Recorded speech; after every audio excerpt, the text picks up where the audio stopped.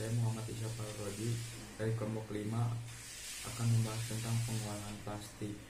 Proses pengolahan plastik agar plastik bisa menjadi seperti yang Anda lihat saat ini maka membutuhkan proses pembuatan plastik yang lumayan panjang.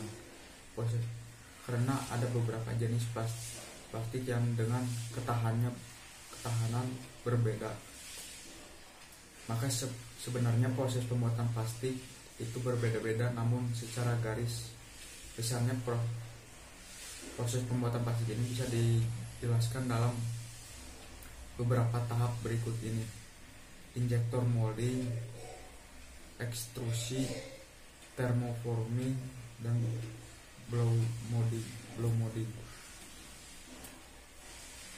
Injective molding pada tahap pertama dalam proses pembuatan plastik ini, maka plastik pada awalnya masih berupa pelet atau biji plastik. Nantinya biji plastik itu akan dimasukkan ke dalam sebuah tabung yang memiliki pemanasan di dalamnya.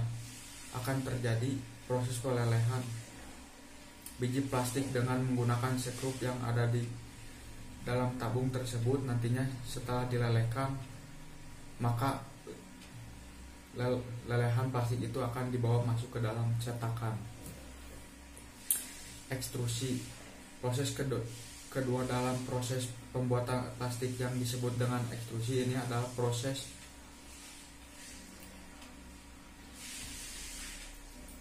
di mana lelehan biji plastik itu kemudian tertekan secara terus-menerus sehingga dengan demikian bisa lebih lebur dan halus. Dalam pemanasan plastik itu tentunya membutuhkan suhu yang amat panas dalam proses pembuatan plastik ini. Thermoforming, pada tahapan ini maka lelehan biji plastik tadi telah berubah menjadi lempengan atau lembaran yang kemudian nantinya akan dipanaskan kembali dan dimasukkan ke dalam sebuah cetakan lainnya. Pada tahapan ini waktunya tidak begitu lama untuk melanjutkan ke tahapan selanjutnya. Blow molding, pada tahapan yang terakhir ini lelehan biji plastik yang telah membentuk bentuk lain, yaitu pipa, ini akan ditiup secara lanjutnya minyak bumi menggunakan minyak terus ke cetak minyak mentah yang baru diangkat ke kilang minyak melalui proses pemurnian bersamaan dengan gas alam. Etana dan propana adalah sebuah produk yang dibuat dari proses pemurnian asli. Lalu setelah itu etana yang propana dihancurkan menggunakan tungku panas, lalu etilena dan propilena akan berbentuk saat proses ini. Dalam sebuah reaktor, etilena dan propilena akan dikombinasi menggunakan katalis untuk membentuk zat seperti tepung. Zat itu polimer plastik. Proses selanjutnya melakukan ekstrusi, yang mana plastik berbentuk cair dalam berbentuk cair akan dibiarkan hingga mendingin. Lalu pelletizer adalah proses pembentukan polimer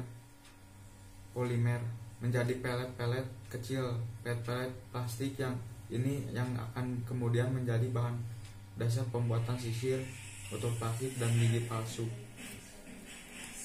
Jenis plastik berdasarkan fisik, kinerja, dan penggunaannya. Berdasarkan sifat fisiknya, termoplastik merupakan plastik yang jenisnya dapat didaur ulang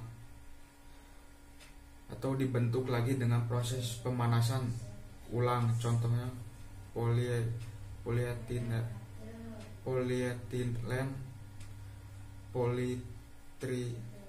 polistiren, ABS, polikarbonat. Termoset merupakan plastik yang jenisnya tidak dapat didaur ulang, dibentuk lagi. Pemanasan ulang akan menyebabkan kerusakan molekul-molekulnya. Contohnya resin epoksi, bakelit, resin melamin,